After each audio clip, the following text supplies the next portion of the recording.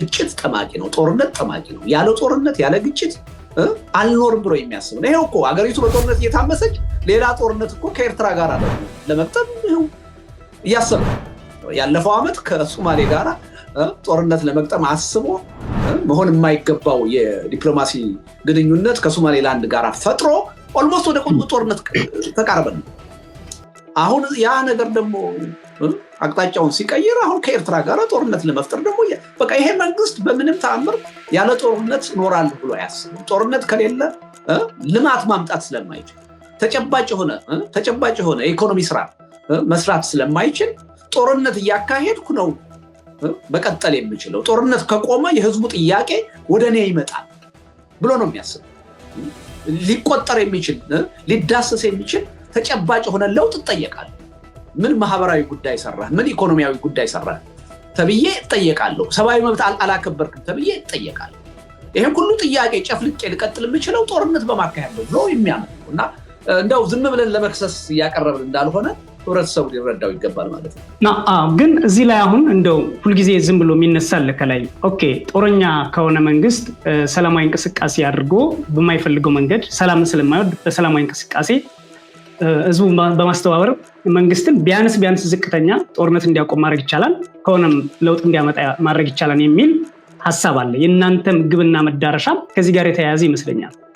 ግን እንዴት ነው በምላሱም በኪሱም ጦርነትን የሚያውጅ ለህፃንም ለጀነራልም ጥይትን የሚያከፋፍል ማለት በግልጽ እኮ አሁን የምናየው ነገር ለሐኪሞቹም ለታጣቂዎቹም እስርንና ጦርነትን የሚያከፋፍልን ኃይል በምን ጥበብ ነው ከሱ በተቃራኒ የተሰለፉትን እና ደግሞ ህዝቡንም ጭምር ጦርነትን በሰላም ማሸነፍ ትችላለህ የሚለውን መንገርና ማቅረብ የሚቻለው? ቴዲ እኔ በግል አሁን ምሳሌ ምንም አልነበረኝም፣ እጃችን ላይ ምንም አልነበረም፣ ሁላችንም ሰላም አማራጭ ይዘናል። ልደቱም ሁሉም እንደዛ ነው የነበረው። እስር ቤት ነበርን። እስር ቤት አድርጎ ደግሞ በሰላማዊ መንገድ እንኳን አይደለም እስር ቤት ውስጥ የሚያስቀምጥህ በወታደራዊ መንገድ ነው። አስሮህም ከነፍጥ ጋር ነው የሚያስቀምጥህ፣ ከሞት ጋር ነው የሚይዝ። ይህንን ኃይል በበይነ መረብም ሆነ በአደባባይ ከሱም ውጭ በቤተ እምነትም ሆነ በፖለቲካ ማህበር ጠርተው ህዝቡ በሰላማዊ መንገድ አመጽ ሳይኖረው ሊያስወግድ የሚችልበት እድል ምንድን ነው? የታያችሁ ነገር ለእናንተ በግልጽ ቴዲ? ምን መሰለህ፣ ማንኛውም አምባገነን በተለይ ደግሞ እንዲህ አይነቱ ጦርነት ግቡ የሆነ አምባገነን የኮርሲቭ የሆኑ የማስገደጃ መሳሪያዎቹን ተቃውሞዎቹን ለመድፈቅ መጠቀሙ የሚያስገርም ሊሆን አይገባም። ከባህሪው ከስሪቱ የሚመነጭ ነገር ነው። ግን አንድ ነገር አለ። ቶና የሰላማዊ ትግልን እመለስበታለሁ። ግን የትጥቅ ትግል የሚያካሂዱ አካላት ወይ ኃይሎች እንኳን መግባባት መፍጠር አለባቸው። አንደኛ ከሌሎች ታጣቂዎች ጋር አቅማቸውን የሚያስተባብሩበት መንገድ መኖር አለበት ውጤታማ ስራ ለመስራት። ሁለተኛ ኮንስቲትዩንሲዎቻቸው ራሱ ማህበረ ፖለቲካዊ መሰረቶቻቸው ራሱ በጋራ በሚባል የትግል አጀንዳ ዙሪያ መሰባሰባቸው አገዛዙን ለማስወገድ ይጠቅማል። ሰው በውይይት በታላቅ የትዕይንተ ህዝቡ ላይ የትኛውንም ስልት ተከትለው አገዛዙን ለመታገል የሚፋለሙትን እንደምንጋብዝ ገልጸናል። ማለት በሰላማዊውም ከዛ ውጭ ባለው መንገድ የተካፈሉትም ይሳተፋሉ በውይይቱ ውስጥ፣ እነሱም ተጠቃሚ ናቸው ልህ ነው። ግን እኔ ሰላማዊ ትግሉ በጣም ውጤታማ ነው የምልበት ምክንያት አገዛዙ ያንን የመድፈቅ አቅም ስለማይኖረው አንድ፣ ሁለተኛ ይሄንን ለማድረግ የሚችልበትን የኃይል እርምጃ የሚወስድበትን መጠን በምንም አይነት መልኩ በዓለም አደባባይ ሊሸጣው የማይችል በመሆኑ ነው። ሶስተኛ ስትራች ስለሚያደርግ ነው። ምልህ ህብረተሰብ በአንድ ኮዝ ዙሪያ ተግባብቶ በአንድ ጊዜ በጋራ በሚነቃነቅበት ወቅት አገዛዝ ይሟሽሻል። ምክንያቱም ወዴት ይሄዳል? አሁን በኢትዮጵያ ውስጥ ያለውን አገዛዝ የረዳው የፈረቃ ፍጅት እና ለዛ የፈረቃ ፍጅት የሚሰጠው የፈረቃ ለቅሶ ነው። በነገራችን ላይ ኃይሉን ይሰበስብና በሆነ ህብረተሰብ ላይ ማዕቱን ያዘንባል። የህብረተሰብ ማዕት በሚዘንብበት ጊዜ የሚያለቅሰው የህብረተሰብ ብቻ ነው። ሌላው ወይ ቆሞ ተመልካች ነው፣ በአብዛኛው እያጨበጨበ ደጋፊ ነው፣ ኦር ደግሞ በምን አገባኝ ሳይንስ በቃ እኔ ጋር እስካልደረሰ ድረስ ምንም አይደለም ብሎ የቆመ ነው። ግን ያንን ጭፍጨፋ ያንን ፍጅት ሲፈቅድ ያንን አፈና ሲፈቅድ ነገ በእርሱ ላይ አድጎ አገዛዙ የበለጠ ሰይጥኖ የበለጠ ጭካኔ ተላብሶ መጥቶ እርሱ ወደ እርሱ እንደሚዞር እያሰላ አልነበረም። ያለፉት 7 ዓመታት የነገረን የፈረቃ ፍጅት፣ የፈረቃ ሪአክሽን ወይ የፈረቃ ለቅሶ እንዴት አገዛዙን እንደጠቀመው ነው። አሁን እንዲህ አይነት የተቃውሞ ትዕይንተ ህዝቦች የሚሰጡት እድል ምንድን ነው? አንድ በትግል ስልት ምክንያት፣ በብሔር ምክንያት፣ በርዕዮተ ዓለም ምክንያት ልንለያይ በማንችልበት የህልውና አደጋ ቀጠና ላይ ገብተናል። ሌሎቹ ልዩነቶችን ዲሚኒሽ የሚያደርግ የሚቀንስ ኦልሞስት ዋጋቸውን ዝቅ የሚያደርግ ከዚህ በፊት ሰማይ ኖርማል በሆነ የፖለቲካ አውድ ውስጥ ትልቅ መስለው ይታዩ የነበሩ ጉዳዮች ሁሉ ትላንት በነበረ ግዝፈታቸውና ከፍታቸው ልክ እንዳይታዩ ያደረገ የህልውና አደጋ ተፈጥሯል። የህልውና አደጋው ደግሞ በጋራም በተናጠልም ነው። በነገራችን ላይ እያንዳንዱ ህብረተሰብ ሊባል በሚችል ደረጃ በአገዛዙ የህልውና አደጋ ተደቅኖበታል። በጋራም ኮሌክቲቭሊ እንደ ሀገር አገሩ የህልውና አደጋ ተደቅኖበታል። ይሄ አይነት መድረክ መፈጠሩ በየትኛውም የትግል ስልት አገዛዙን የሚታገሉ ኃይሎች ህልውና የጋራ ኮዝ እንደሆነ እንዲያስቡ እና እንደሚታሰበውም ሁሉም ነገር የሚያለያይ ሁሉም ነገር የሚያነጣጥል እንዳልሆነ እንዲያዩ እነሱም እንዲያዩ ህብረተሰቡንም እንዲያሳዩ የሚያስችል ስልት ነው። አንድ ሁለተኛ ሰላማዊ ትግሉ እንግዲህ አገዛዙ የሚለው ምንድን ነው? ትላንትና እኔ በመጣሁበት መንገድ እናንተ ወደ ስልጣን ልትመጡ አትችሉም አውቀዋለሁ ሁሉንም ነገር ነው። ግን ይሄ ሎጂካልም አይደለም እውነትም አይደለም። ትላንት ተደርጎ ተሳክቶ ከሆነ አንድ ስልት ዛሬ ተመልሶ አይሳካም የሚባል ነገር የለም፣ ሊኖርም አይችልም፣ ታሪክም አይነግረንም ያንን። ግን አገዛዙ ይሄን የሚልበት ምክንያት አለ። ከሁሉ በላይ ግን ቀደም ሲል እንደጠቀስኩት አሁን ኢትዮጵያ ውስጥ የጠፋው ሪሊ የሚደርሰው ሁሉ በእኔ ላይ ብቻ ነው የሚደርሰው የሚል መነጠል፣ አለመተባበር እና ኢንፋክት አንዳንድ ጊዜ ደግሞ አንደኛው በሌላኛው መከራ የመደሰት አይነት ነገር ነው ያለው። ያ ያደረሰን እዚህ ቦታ ነው። አሁን በደረስንበት ቦታ ስርዓቱ ከዚህ በፊትም ግልጽ ነበር፣ አሁን ደግሞ ዴሞንስትራብሊ አረጋግጧል የማናቸውም ህብረተሰብ የህልውና ስጋት መሆኑን። ቅድም እንደጠቀስከው በቃሉ ለሐኪሞችም ጥያቄ በትጥቅ ሊፋለሙት ለፈለጉትም አካላት በሰላማዊ መንገድ ፖለቲካዊ እንቅስቃሴ ይዘው ጋዜጣዊ መግለጫ እየሰጡ እየጻፉ ሊታገሉት ለሚፈልጉትም የሚሰጠው ምላሽ ፍጹም የሆነ ጭካኔያዊ የኃይል ድርጊት ነው።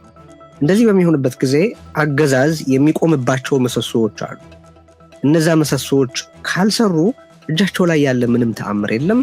ያ የአገዛዝ የማስገደጃ መዋቅር የማይሰራው ደግሞ በኢትዮጵያ ውስጥ በተባበረ የሰላማዊም ሆነ ሌላ ትግል ስልት የሚካሄዱ ትግሎች የመቀናጀት እድል ያላቸው እንደሆነ ነው እና ይሄ ለዛ ትልቅ መደላድል የሚፈጥር መድረክ ነው። ሪሊ ልደት ምናልባት በተደጋጋሚ እዚህም ላይ አስተያየትን ሰጥተሃል፣ ከኔም ከዚህ በፊት አንስቼ ልክ ስለነበረ ማለት ነው። ግን ከግባችሁም አንጻር በትክክል ይሄን ብሬክ ማድረግ ነው ብዬ ስላመንኩ ከሱም ጋር እንድታስተሳስርልኝ ነው የምፈልገው። ቀጥል።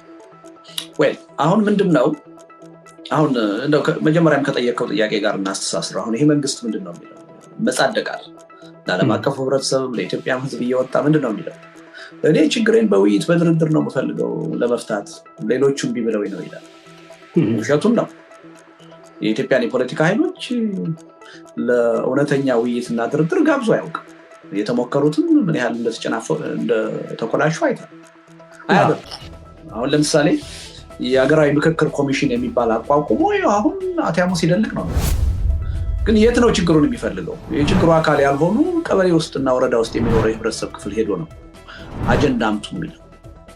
የችግሩ ዋና አካል የሆኑት የፖለቲካ ኤሊቶች የፖለቲካ ድርጅቶች ግን ማንም እያነጋገራቸዋል።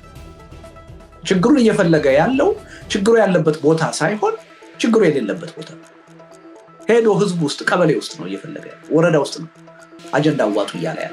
ከፍተኛ የሆነ ገንዘብ በነገራችን ላይ በዚህ ፕሮጀክት እየፈሰሰ ነው እና ትልቅ የፕሮፓጋንዳ ስራ እየተሰራ ነው። ግን ዋናዎቹ አሁን ጦርነት የሚያካሂዱት በሰላማዊ ትግልም እናምናለን የሚሉት የፖለቲካ ኃይሎች ከመንግስት ጋር ቁጭ ብለው ሊነጋገሩበት መድረክ የለም። ይሄን መድረክ መፍጠር አይፈልግም መንግስት። እያጭበረበረ ነው። አሁን እኛ ምን ልናደርግ? እኛ አሁን የአይዲዮሎጂ የስልት የብሔር የሃይማኖት ልዩነት በሌለበት ሁኔታ በኢትዮጵያ የፖለቲካ ሂደት ቁልፍ ሚና ያላቸው በአዎንታም በአሉታም ኃይሎች ሁሉ የሚገናኙበት መድረክ ልንፈጥር። ሀቀኛ የሆነ መንግስት ቢኖር ኖሮ ኢትዮጵያ ውስጥ ይሄን ነበር መስራት የነበረ። አሁን አልሰራው እኛ ልንሰራው በአንድ በኩል በሌላ በኩል ደግሞ እነዚህ የፖለቲካ ኃይሎች ደግሞ በየፊናቸው የትም መድረሳቸው አንደኛ በአንድ መድረክ ተገናኝተው መነጋገር አለባቸው እነሱ ብቻ ደግሞ መነጋገራቸው በቂ አይደለም እንወክለዋለን ከሚሉት ህዝብ ከማህበራዊ መሰረታቸው ጋር ደግሞ ኮሙኒኬት ማድረግ አለ ከኢትዮጵያ ህዝብ ጋር አሁን ይሄንም ነው እነዚህ የፖለቲካ ኃይሎች ተሰባስበው መልእክታቸውን ለኢትዮጵያ ህዝብ እንዲያደርሱ ምንናደርግ ከህዝቡ ጋር ተገቢ የሆነ ኮሙኒኬሽን እንዲፈጥሩ ልናደርግ ህዝብ የነሱን አካሄድ የነሱን ሐሳብ አይቶ ሊመዝንበት የሚችል መድረክ ልንፈጥር መንግስት እውነተኛ መንግስት ቢሆን ኖሮ ይሄን መድረክ እሱ ነበር መፍጠር የነበረው እሱ መፍጠር ስላልፈለገ እያሾፈበት እየቀለደበት ስለሆነ ይሄን ክፍተት ለመሙላት ነው እየጣረ ይሄን ተቃዋሚዎቹ ብቻ አይደሉም ወረቀታችን ላይ መግለጫችን ላይ አይተው ይሆናል ገልጸ ነው ይሄ አምባገነን መንግስት ይሄ ራሊ በዋናነት የሚካሄደው እሱን በመቃወም ቢሆንም እሱን ለማውገዝ ቢሆንም ፍላጎቱ ካለው በዚህ መድረክ ድፍረቱ ካለው ቀርቦ ራሱን መከላከል ይችላል ሐሳቡን ማቅረብ ይችላል ብለን ሁሉ የኢትዮጵያን መንግስት ልንጋብዝ ነው ድፍረቱ ካለው ፍላጎቱ ካለው ለሱ ለምን አንዱ ዋናው የችግሩ አካል በኢትዮጵያ ፖለቲካ እሱን ከኢኩዌሽኑ ውጭ አድርገን መፍትሄ እናምጣ ማለት በጣም አስቸጋሪ ስለዚህ ለሱ ሁሉ መድረክ ልንፈጥርለት እየሞከርን ነው እሱ ፍላጎቱ ይኖራል አይኖርም ሌላ ጉዳይ ነው ነገ ከነገ ወዲያ የምናየው ነው በእኛ በኩል ግን እስከዛ ርቀት ድረስ ነው ስለዚህ አሁን እኛ ይሄ የሚቀልደው መንግስት ዴሞክራት ቢሆን በእውነት ሰላም ወዳድ ቢሆን ነገሮችን በውይይት በድርድር የመፍታት ፍላጎት ያለው ቢሆን ጦረኛ ባይሆን ኖሮ ሊሰራቸው የሚገባቸውን ስራዎች ነው አሁን ለመስራትኛ እየተዘጋጀን እና ይሄ መድረክ ትልቅ ነው እንደምታ በአንድ በኩል አሁን የኢትዮጵያ ህዝብ ከፍተኛ ቀውስ ውስጥ ነው ይሄ ሁሉና ችግር ውስጥ የኢኮኖሚ ቀውስ ውስጥ ነው ጦርነት ውስጥ ነው ይሄ ደግሞ በዋናነት የመነጨው ከስርዓቱ ከአገዛዙ የጦረኝነት ባህሪ ነው ይሄን መቃወም አለበት ይሄን ተቃውሞውን በተጨባጭ ማሳየት አለበት ዝም ብለን ህዝቡ ይቃወመዋል ብንል ትርጉም ላይሰጥ ይችላል ሊለካ ሊቆጠር በሚችል መልኩ ነው አሁን በዚህ በኢንተርኔት ይሄን ሐሳብ ይሄን ተቃውሞውን ህዝቡ እንዲገልጽ ምናደርግ ይሄ ለኢትዮጵያ ህዝብ ትልቅ መልእክት ነው ለዓለም አቀፉ ህብረተሰብ ትልቅ መነሻ መልእክት ነው ይሄ ቀላል አይደለም ሁለተኛ ምን ያህል የኢትዮጵያ ህዝብ አሁን የጦረኝነት አገዛዝን እየተቃወመ ነው ምን ያህል ሰላም እንደሚፈልግ ሰላም እንደናፈቀ ማሳያ ይሆናል ሌላው ምንድነው አሁን ቅድም ቴዲ እንዳለው አሁን ዘመኑ ተቀየረ አንድ አምባገነን ቤተመንግስት ተቀምጦ የህዝብን ድምጽ አፍኖ ማቆም አይቻልም በጉልበት ማቆም አይቻልም ዘመኑ ተቀየረ ስለዚህ እድሜ ለኢንፎርሜሽን ቴክኖሎጂ አሁን በየቤቱ ሆኖ ሰው ሊቃወምበት የሚችል መንገድ ማመቻቸት ይቻላል አንዳንድ ሰዎች አሁን ስለ ሰላማዊ ትግል ሲጠየቁ ያላግባብ ህዝቡ ምን ያደርግ ብላችሁ ነው 4 ኪሎ ሰፈር አፈረሱት ፒያሳን አፈረሱት ካሳንቺስን አፈረሱት እንዴት ብሎ ይገናኝ ይላል ኖ ሰፈር በማፍረስ አሁን ህዝብን መበተን አይቻልም የበለጠ የሚገናኙበት መንገድ አለው አሁን ህዝብ ይሄን ነው ለማሳየት ይሞክራል ከዛስ ደግሞ ምንድነው እየፈለግን ያለ ነው አንደኛ አፍኖ ማስቀረት እንደማይችል ሁለተኛ ህዝቡ ከተነቃቃ እምነት ካደረበት ራሱ በሚያደርገው ትግል ይሄ እንደ አንድ ትልቅ መነሻ ሆኖ ያደርጋል አገዛዝ አንቀጥቅጥ የሆነ ህዝባዊ ትግል ለማድረግ የሚቻል መሆኑን አንድ ማሳያ ነው ስለዚህ በሂደት ይሄ ሁኔታ እያደገ እየሰፋ ወደ ተግባራዊ እንቅስቃሴ እንዲገባ ነው የምናደርገው እና ምን ያህል በጣም አስፈላጊ የሆነ መድረክ እንደሆነ ፈርጀ ብዙ የሆኑ ትርጉሞች እንደምታዎች እንዳሉት መገንዘብ ያስፈልጋል ለዛ ነው ይሄ አጀንዳ የከለ አጀንዳ ነው ሊባል አይችልም የመላው ህዝብ አጀንዳ ነው የአገሪቱ አጀንዳ ነው የህዝቡ አጀንዳ ነው እና ማናችንም በዚህ ጉዳይ ላይ የተለየ ባለቤት ልንሆን አንችልም በተለየ ሁኔታ ተሳታፊ ልንሆን አንችልም እያንዳንዱ ዜጋ እያንዳንዱ ተቋም ይሄ የጋራ ጉዳይ ነው ብሎ በዚህ ጉዳይ ላይ ባለቤት ሊሆን ይገባል ተሳታፊ ሊሆን ይገባል ያልነው ያለ ምክንያት ሪሊ ከጫፍ ጫፍ የአገሪቱን ህዝብ የሚመለከት ጉዳይ በምንም መንገድ በሃይማኖትን በለው በብሔርን በለው በሪዮት ዓለምን በለው በትግል ስልትን በለው ለይተን ከሌን እንጂ ከሌን አይመለከትም ልንለው የምንችለው ነገር አይደለም አንዱ መታወቅ ያለበት ጉዳይ ይሄ ነው ሁለተኛው ኢትዮጵያ ውስጥ ያለው አይነት አገዛዝ ባለበት ሁኔታ ቅድም እንዳለው ጦርነትን ዋና ያስተዳደር ዘይቤው ያደረገ መንግስት ባለበት አገር መቼውንም ቢሆን ትጥቅ ትግልን ማስወገድ አይቻልም አሁን ኢትዮጵያ ውስጥ ያለው ትጥቅ ትግል የመንግስት ባህሪ መገለጫ ነው መንግስት በራሱ መንገድ የፈጠረው እንዲፈጠር ያደረገው ስለዚህ ይሄን ማናችንም ያን ስልት እንኳን ማንደግፍ ብንሆን ልናስቀረው አንችልም። የመንግስት ባህሪ በዋናነት ይሄን ከመፍጠር ሊያስቀረው አይችልም። ግን ማወቅ ያለብን ምንድነው መንግስት ይሄን ሁኔታ ፈጥሯል፣ ይሄን ነባራዊ ሁኔታ ፈጥሯል። ይሄ ተፈጥሯል ማለት ግን ሰላማዊ በሆነ መንገድ ደግሞ ህዝቡ ትግል አድርጎ ውጤት አይመጣም ማለት አይደለም። ሰላማዊ ትግል አያስፈልግም ወደሚል ድምዳሜ ሊወስድን የሚችል ነገር አለ። እንዳው ትግሉን ባነሰ መስዋዕትነት ባነሰ ጊዜ ለተሻለና ለላቀ ውጤት የሚያበቃ ትግል ህዝቡ ራሱ በተለይም ከተሜው የተማረው ሊያካሂድ ይችላል። ዝም ብሎ ከሌሎች አካሎች ውጤትና ለውጥ መጠበቅ የለበትም። ይሄንም ለማሳየት ነው እና እንደው ትርጉሙ ፈርጀ ብዙ የሆነ መሆኑን አውቀን የጋራችን ልናደርገው ይገባል ለማለት ነው። አመሰግናለሁ። መልካም። በመግቢያቸው ላይ ቴዲ አብሬ ታነሳልኛለሁ ወይም በኋላ ላይ እንትላል። መግቢያቸው ላይ ከተቀመጡ አንዱ አገዛዙ በተጻራሪ ተሰልፈው የሚታገሉ ወይም ደግሞ ትግል የሚያካሂዱ ቡድኖች ወይም ኃይሎች አገዛዙን በብቃት ታግለው ለውጥ ማምጣት እና ህዝቡን ካለበት የህልውና አደጋ ለመታደግ የሚያስችላቸውን የትብብርና የጥንካሬ ደረጃ ላይ አልደረሱም የሚል ግምገማ አድርጋችሁ በዓላማችሁም ይህንን መፍጠር አንዱ እንደሆነ ትብብር እንዲያደርጉ መፍጠር መድረኩን ማመቻቸት እንደሆነ በግልጽ አስቀምጣችኋል። እዚህ ላይ ከአገዛዙ በተቃራኒ የተሰለፉ አንደኛ ሰላማዊ ትግል የሚባለውን ትግል የሚያካሂዱት በፓርቲ ስር ያሉ በግለሰብ ስር ያሉ አሉ። በፓርቲ ስር በጣም የተለያዩ ኦፌኮ አለ፣ አብን አለ፣ ኢህአፓ አለ። አክቲቭ ከሆኑት እንኳን የምናያቸው መግለጫዎችን በማውጣት ነሳውት አሉ። እንዲያውም ኮሊሽን አለ ትግራይ ላይ እነዚህ አሉ። በሌላ በኩል ደግሞ ከሰላማዊ ትግል ውጭ ሆነው በነፍጥ እየታገሉ ያሉ ፋኖ አለ፣ የኦሮሞ ነጻነት ጦር አለ። በተለያዩ የኢትዮጵያ ክፍል ያሉም አሉ። ኢቭን ከፕሪቶሪያ ስምምነት በኋላም ቢሆን አሁንም ቢሆን አማራጩን የተቀመጠው የትግራይም ጉዳይ አለ ከነሙሉ አቅሙ ማለት ነው።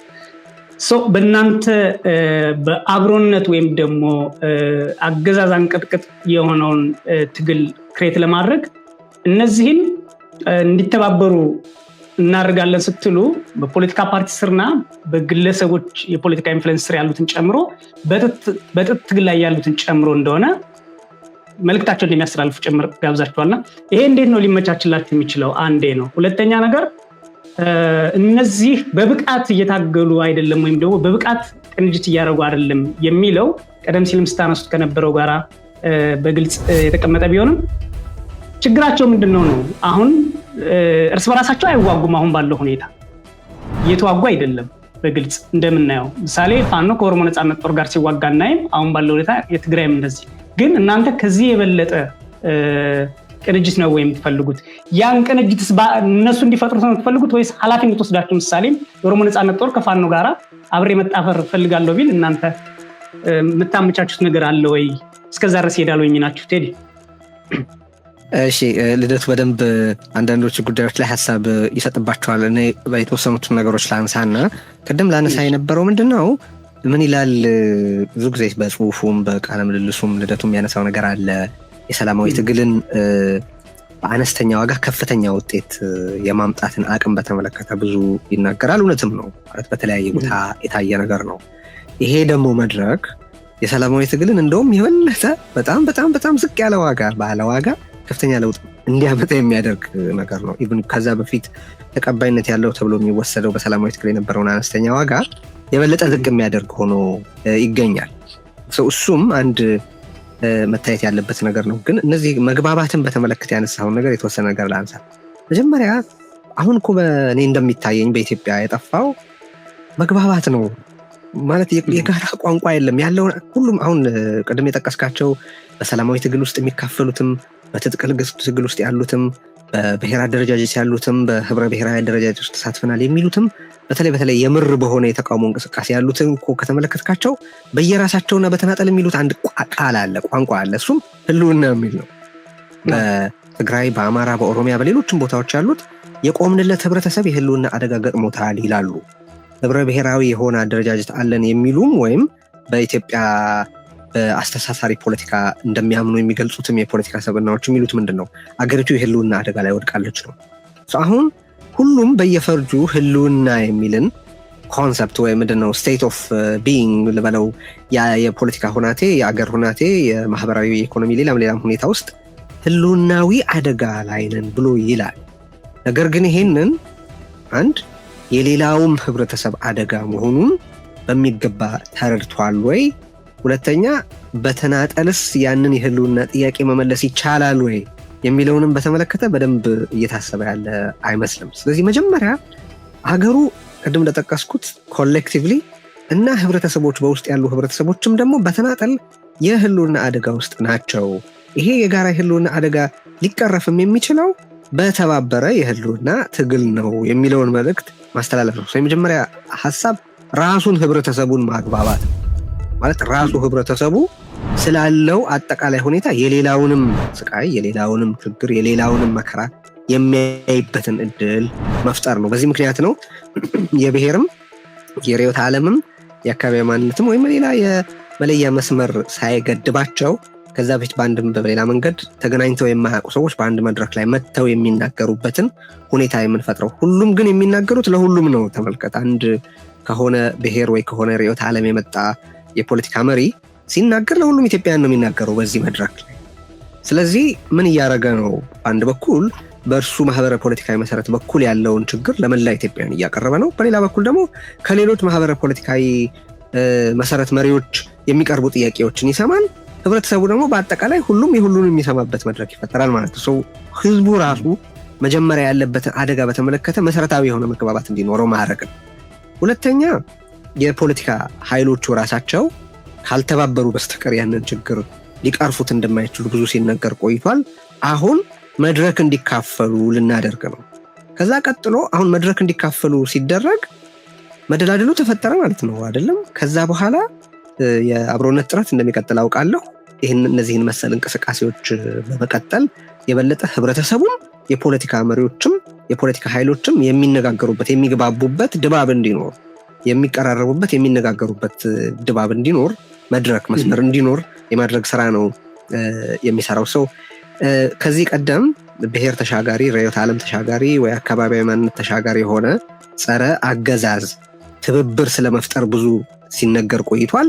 አሁን ተግባራዊ ወደሆነ ተጨባጭ እንቅስቃሴ ያውም ህብረተሰቡን በጠቅላላ በተቻለ መጠን የሚያሳትፍ ሆኖ እንዲህ ወደ ተግባር የመቀየር ስራ ነው ማለት ነው። አንዱ መሰረታዊ ነጥብ እሱ ነው። ሌላው ምንድነው ያነሳናቸውን መሪ ቃሎች ትመለከት፣ እነዚህን የሚቃወም ሰው ጤናማ ነው ሊባል አይችልም። ምክንያቱም ጦርነት ይቁም መባልን ነው ጦርነት መቀጠል አለበት የሚል በፖለቲካ ውስጥ ትርጉም እንዳለው ኃይል መታየቱ መቀጠል የለበትም ብለን ነው።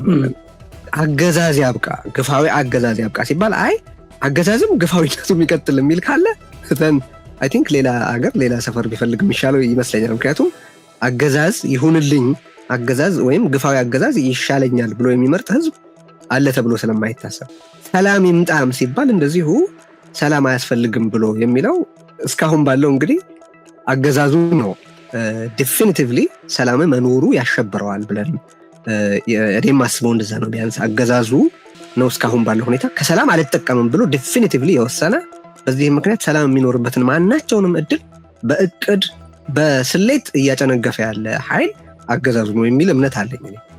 እነዚህን እውነት ለመናገር ዩኒቨርሳል የሆኑ ሀሳቦች የህብረተሰብ የጋራ መግባቢያ ሀሳቦች እንዲሆኑ የማድረግ መድረክ ነው ማለት ነው። ከሱ አኳያ ቢታይ ግን ልደት ደግሞ በተጨማሪ ቢያክልበት ደስ ይለኛል። ያ መሰረታዊ ጥያቄ ነው በቃሉ ይሄና ጥሩ ነው ማንሳት።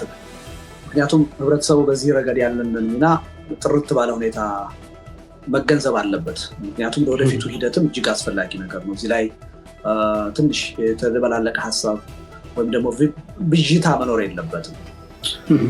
ምንድነው አንዱ ታሳቢ መደረግ ያለበት ምን ብለናል? አሁን ቴዲም በደንብ አጽንኦት ሰጥቶ እንደገለጸው እኔም እንዳልኩት አሁን ኢትዮጵያ ውስጥ ያለው ችግር የሁላችንም ችግር ነው።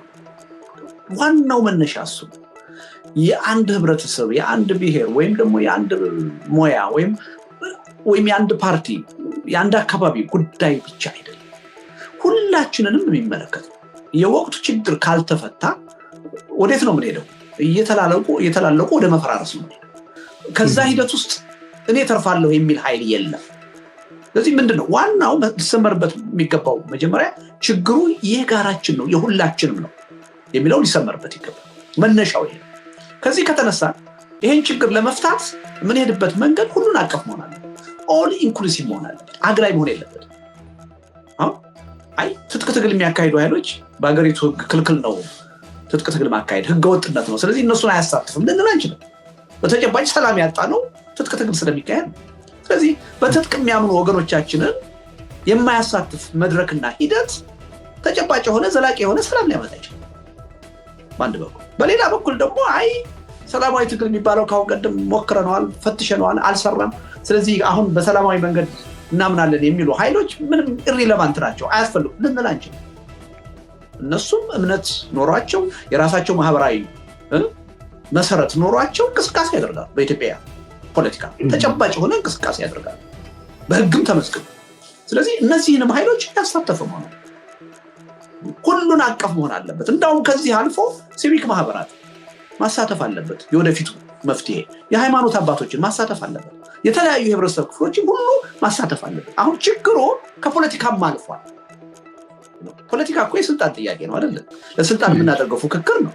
አሁን ማን ስልጣን የያዘ አይደለም ትልቁ ጥያቄ ኢትዮጵያ ውስጥ። እንደ አገርና እንደ ህዝብ መቀጠል እንችላለን ወይስ አንችልም? የህልውና ጥያቄ ነው። ይሄ የሆኑ የፖለቲካ ኃይሎች ጥያቄ ብቻ ሊሆን አይችልም። የአጠቃላይ የህብረተሰቡ ጥያቄ ነው የሚሆነው፣ ጉዳይ ነው የሚሆነው። በዚህ ላይ በደንብ መስማማት ያስፈልጋል። አንዱ እዚህ ላይ ከተስማማን ነው ሌላው ነገር ሁሉ ጥርት ብሎ ሊታየው። ስለዚህ እዚህ ላይ ምንድነው አሁን የአብሮነት ዋና ዓላማ ምንድነው? ይሄ ለመፍትሄው አካል የሆኑ አካሎች ሁሉ የሚገናኙበት መድረክ መኖር አለበት። ይቺ ሀገር ችግሯ እንዴት ይፈታ በሚለው አጀንዳ መነጋገር መጀመር አለባቸው። ሲነጋገሩ ነው ወደ መፍትሄ መምጣት የሚችሉት የሚል ነው እና ርዕሳችን በደንብ ተቀምጧል። ለምሳሌ ይቺ ሀገር ከህልውና ጥፋት እንድትድን ከተፈለገ፣ ህዝቡ ከህልውና ጥፋት እንዲድን ከተፈለገ ጦርነት ማቆም አለበት። ጦርነት ግን ዝም ብሎ ሊቆም አይችልም። ጦርነት የመጣበት የራሱ የሆነ ምክንያት አለው። ያ ጦርነቱ እንዲመጣ ያደረገው ምክንያት መድረቅ አለበት። እሱ ምክንያት ምንድን ነው? የግፍ አገዛዝ ነው ጦርነቱን የፈጠረው። ስለዚህ የግፍ አገዛዝ ማቃት አለበት። ከዛ ዋናው ግባችን ምን ይሆናል ማለት ነው? ዘላቂ የሆነ ሰላም ማግኘት። ይሄ ደግሞ የሁላችንም ፍላጎት። ዘላቂ ሰላም ከሌለ የኢኮኖሚ ልማት አይመጣም፣ ብልጽግና አይመጣም። ዘላቂ ሰላም ከሌለ የፖለቲካ ነፃነት አይኖርም፣ ሰብአዊ መብት አይከበርም፣ የፖለቲካ ፉክክርም አይኖርም ለስልጣን። ስለዚህ እነዚህ ሶስት ነገሮች መሆናቸው ብቻ አይደለም፣ እርስ በርሳቸው የማይለያዩና የተሳሰሩ መሆናቸውን መረዳት ያስፈልጋል። አሁን መንግስት ሰላም ይላል። እንዴት ብሎ ሰላም ይመጣል? ሁለቱ ነገሮች ካልተሟሉ፣ ጦርነት ካልቆመ፣ ለጦርነቱ መምጣት መንስኤ የሆነው አገዛዝ ካልተወገደ እንዴት ብሎ ሰላም ይመጣ አይችልም። ስለዚህ እነዚህ ሶስት ነገሮች የማይለያዩና የተሳሰሩ መሆኑን ማመን አለብን። አሁን የእኛን እንቅስቃሴ ከጀመርን በኋላ አንዳንዶቹ ጦርነት ይቁም መባሉን እንደግፋለን፣ ሰላም ይምጣ መባሉን እንደግፋለን፣ ይሄ የግፍ አገዛዝ የምትሉትን ነገር ግን አንደግፍም ይላሉ። የለም ለማለት ነው የሚፈልጉት። የለም እንዳለ ያውቃሉ፣ ግን ፖለቲክ የሚፈልጉት የለም ለማለት ነው የሚፈልጉት ነው። በምንም ተአምር ትግላችንን ጠለፋችሁ። ከዚህ በፊት በፖለቲከኞች የምታስታውስ ከሆነ በአዲስ አበባ ሰላማዊ ሰልፍ ጠርተው እስር ቤት ያገኘዋቸው ፖለቲከኞች ነበሩና በትግል ላይ ያሉ ሰዎች ምን አሏችሁ እናንተ ሰላማዊ ፖለቲካ ስትጀምሩ የሚል ጥያቄ አቅርቤላቸው ነበርና ትግላችንን ለመጥለፍ ውጤቱን ለራሳችሁ ለማድረግ ያደረጋችሁት ንቅናቄ ነው ብለው በሚዲያ ያሉን አሉ የሚል ጠቅሰው ነበርና ይሄ ነገር በእናንተ ቢመጣ ምን እንደሱ አይነት አመለካከት ያላቸው ሰዎች ይችላሉ፣ ግን የተሳሳተ አመለካከት ነው። የኢትዮጵያ ህዝብ ትግል ካልተባበረ ሊጠናከር አይችልም። ካልተጠናከረ ለውጥ ሊያመጣ አይችልም። ይሄን መገንዘብ አለብን። ስለዚህ የኛ ሚና ምንድነው ወደሚለው ልምጣ። ዋናው ያነሳው ጥያቄ እሱ ነው። እኛ መድረኩን መፍጠር ነው። ሰላም እንዲመጣ ከተፈለገ፣ ዘላቂ ሰላም እንዲመጣ ከተፈለገ ጦርነት መቆም አለበት፣ አገዛዝ መወገድ አለበት። ይሄ ደግሞ እንዲመጣ ምንድነው የኢትዮጵያ የፖለቲካ ኃይሎች እየተገናኙ መነጋገር መቻል አለባቸው፣ መወያየት መቻል አለባቸው፣ መደራደር መቻል አለባቸው። ያ መድረክ በሌለበት ሁኔታ እንመኛለን እንጂ ይሄን ነገር ማምጣት አይቻልም። ኢቭን ጦርነት የሚያካሂዱ አካሎች እኮ ሄደው ጠረጴዛ ላይ ቁጭ ብለው ችግራቸውን ካልፈቱ የትም አይደረሱ። ሁሉም አሸናፊ ሊሆን አይችልም። ስለዚህ ሁላችንን አሸናፊ ሊያደርገን የሚችለው አንዳችን ብቻ አሸናፊ ሆነን ለኢትዮጵያ መፍትሄ እንደማናመጣ አውቀን ወደ ውይይት ወደ ድርድር ለመምጣት መዘጋጀት አለብን። ይሄን መድረክ ነው ለመፍጠር እየፈለግን ያለነው። ስለዚህ እኛ ለምሳሌ በቃሉ ቅድም ያቀረብከው ላይ ቀጥተኛ መልስ ለመስጠት 2-3 ታጣቂ ኃይሎች አንድ ላይ ሆነው መንግስትን እንዲወጉ ልናማክር ልናሰባስብ አንችልም። ያ የኛ ስራ ነው። የኛ ስራ የኢትዮጵያ የፖለቲካ ኃይሎች ቅድም ባልነው መልኩ ጦርነት ቆሞ አገዛዝ ተወግዶ ሰላም እንዲመጣ አስተዋጽኦ ለማድረግ ድርሻን ለመወጣት የሚያስችል መድረክን የመፍጠር ኃላፊነት አለ። ይሄን ነው እየፈጠርን ያለነው እንጂ የታጠቁ ኃይሎች ተባብረው በመንግስት ላይ እንዲዘምቱ ወይም ደግሞ አሸናፊ እንዲሆኑ የማድረግ ስራ የኛ ስራ ነው። እኛ ይሄ ችግር ወደ ሰላም እንዲሄድ ውይይት፣ ድርድር እንዲመጣ እውነተኛ ይሆን አሳታፊ ይሆን እሱን ፋሲሊቴት የማድረግ ስራ ነው የምንሰራው። ይሄን ፈቃደኝነቱ ቢኖራቸው ለምሳሌ መንግስትም ተፋላሚ ወገኖችን ወደ ድርድር መጥተው ችግራቸውን በውይይትና በድርድር እንዲፈቱ ፋሲሊቴት ማድረግ እንችላለን። ይቀበላሉ አይቀበሉም ሌላ ጉዳይ፣ ቢቀበሉን ግን እስከዛ ድረስ መሄድ ይችላል። ስለዚህ ይሄ የኛን ሚና ሊነጥቁን ነው ሊወስዱት ነው የሚሉት አጀንዳችንን ግልጽ አድርገን ለምሳሌ አብሮነት የፖለቲካ ድርጅት አይደለም። በፖለቲካ ድርጅትነት አይመዘገብም ብቻ አይደለም፣ ለፖለቲካ ስልጣን አይወዳደርም። ይሄ ፕሬዠር ግሩፕ ነው፣ ተጽዕኖ ፈጣሪ ግሩፕ ነው ብለናል። እዛ ውስጥ ያሉ ሰዎች የራሳቸው የፖለቲካ አመለካከት ይኖራቸዋል፣ የራሳቸው የድርጅት የፖለቲካ ተሳትፎ ሊኖራቸው ይችላል። እንደ አብሮነት የምንንቀሳቀሰው ግን ሁሉም የፖለቲካ ኃይል ተሰባስቦ ለዚች ሀገር መፍትሄ እንዲያመጣ በማድረግ ረገድ አንድ መንግስት ደግሞ ይሄን ጥያቄ የህዝብ ጥያቄ የማይቀበል ከሆነ የህዝቡ ትግል እንዲጠናከር እንዲተባበር የማድረግ ኃላፊነት አለ። የህዝቡ ትግል እሱ ላይ እንሰራለን ማለት ነው። ቀጥተኛ የሆነ ስራ እንሰራለን እና የምንሰራቸው ስራዎች ፖለቲካዊ ናቸው። ለፖለቲካ ስልጣን ግን አንወዳደርም። ስለዚህ ይሄ ኃይል መጥቶ የኔን ወደ ስልጣን መውጣት ችግር ውስጥ ሊከት ይችላል፣ ሊቀናቀነኝ ይችላል ብሎ መስጋት የለበትም። እንደውም አስተሳሰቤን ለህዝብ ለማድረስ ይሄን አስተሳሰቤን ይዤ የድርድር እድል እንዳገኝ የውይይት እድል እንዳገኝ ይሄ አካል ሊረዳኝ ይችላል ብሎ ነው ማሰብ እንጂ በኔጌቲቭ ማየት አለበት የሚል እምነት የለኝም። እና ይሄ ግልጽ መሆን አለበት። ዞሮ ዞሮ ምንድነው በቃሉ ቅድም በመንግስት በኩል ያለውን ችግር ገልጫለሁ። መንግስት ማድረግ የሚችለውን ነገር ማድረግ ስላልቻለ ነው፣ ስላልፈለገም ነው። አሁን ሁሉም የፖለቲካ ኃይል መሰባሰብ አለበት፣ መወያየት አለበት፣ መነጋገር አለበት ብለን አምነን መድረክ እየፈጠርን ያለው። ይሄ ችግር በመንግስት ብቻ ያለ ተቃዋሚ ውስጥ ያለ ችግር። በትጥቅ ትግልም ያሉት ቁጭ ብለው ለሀገራችን መፍትሄው ምንድነው ታግለን የምናመጣው ብለው እየተመካከሩ አይደለም፣ ያየን አይደለም። አንዳንድ ወሬዎች እንሰማለን ከጀርባ የሆኑ ግንኙነቶች ፈጠሩ ሲባል፣ ግን የጉዳዩ ባለቤት የሆነው የኢትዮጵያ ህዝብ ሊያውቅና ሊገነዘብ በሚችል መልኩ በምን ጉዳይ እየተነጋገሩ ነው፣ ምን ሊያመጡለት ነው የሚፈልጉት የሚለውን እያሳዩናል አይደለም። ኢብን እንኳንስ አጠቃላይ በትጥቅ ትግል የሚያምኑት የሀገሪቱን ችግር በጋራ ነው መፍታት ያለብን ብለው መድረክ ፈጥረው ከህዝባቸው ጋር መገናኘትና አንዳንዶቹ እርስ በርሳቸው ችግር ውስጥ እየገቡ ህወሓት ውስጥ መከፋፈል እናያለን፣ ኦላ ውስጥ መከፋፈል እናያለን፣ ፋኖ ውስጥ መከፋፈል እናያለን። ህዝቡ ግን የሚፈልገው ምንድነው? የኢትዮጵያ የፖለቲካ ኃይሎች ሁሉ ወደ አንድ ስብስብ መጥተው ከዚህ ችግር ከዚህ የህልውና አደጋ እንዲገላግሉ በተቃራኒው ነው እያየን ያለው። ስለዚህ ክፍተቱ ያለው በመንግስት ብቻ ሳይሆን በተቃዋሚው ረገድ ነው። ሰላማዊ ትግል ኢብን የሚያራምዱት አሁን አዲስ አበባ ያሉት ፓርቲዎች ተጠናክረው አንድ ሆነው እንኳን በጋራ ጉዳያቸው መስራታቸው ሙከራዎች ዛሬም ነገም ይሞከራሉ፣ ግን መልሰው ሲፈርሱ ነው። ግን በእኛ እምነት የኢትዮጵያ ፖለቲካ አሁን አይደለም በሰላም የሚያምኑት አይደለም በትጥቅ የሚያምኑት ሁሉም የሀገሪቱ የፖለቲካ ኃይል የሚገናኝበት መድረክ እየተፈጠረለት ይችን አገር ከዚህ የህልውና አደጋ እንዴት ነው የምናወጣው፣ በምን መንገድ ነው የምናወጣው የሚለው ጉዳይ ላይ መመካከር መነጋገር ያስፈልጋል ብለን ነው እና ያን የመስራት ፍላጎት ነው ያለን እንጂ የሆኑ ታጣቂ ኃይሎችን አሰባስበን ግንኙነት ፍጠሩ ብለን በመንግስት ላይ እንዲዘብቱ የማድረግ ማንዴት የለንም፣ ፍላጎትም የለንም። እሱ አይደለም ግን በሀገራቸው ጉዳይ ያገባቸዋል፣ እነሱም የመፍትሄው አካል መሆን ይገባቸዋል ብለን እናምናለን ናቸው። ስለዚህ የታጠቁም ያልታጠቁም ኃይሎች መድረክ እየተፈጠረላቸው በአገራቸው ጉዳይ መነጋገር አለባቸው፣ መወያየት አለባቸው፣ መደራደር አለባቸው። ይሄን ፋሲሊቴት እናደርጋለን። ስለዚህ የኛ ሚና ይሄ ነው፣ ግልጽ መሆን አለበት። በእርግጥም የፋሲሊቲ ስራ የምትወስዱ ከሆነ የሚመጡ ሰዎችና ኮሚኒኬት የሚያደርጉ ሰዎች ምን እንዲሉ ነው የምትፈልጉት ነው? አሁን አንድ የታጣቂ መሪም ሆነ የሰላማዊ ፖለቲካ ትግል የፓርቲ አመራር ሊሆን ይችላል፣ ግለሰብ ሊመጣ ይችላል። ከሌሎቹ ጋራ የበቃ ትግል አድርጎ አገዛዙን ከተቻለ ወደ ሰላማዊ ለውጥ ውስጥ ለማስገባት ካለያ ደግሞ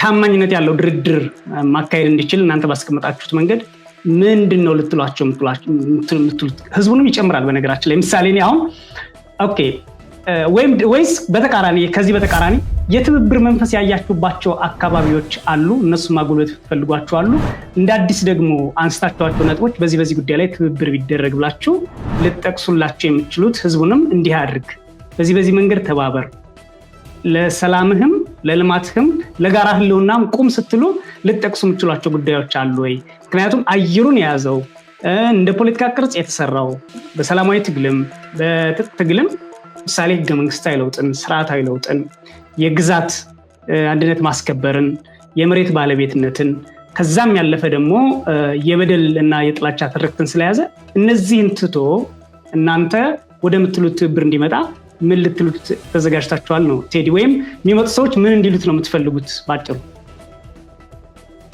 እሺ እንግዲህ በመግለጫው ላይ የተጠቆሙ ነገሮች አሉ።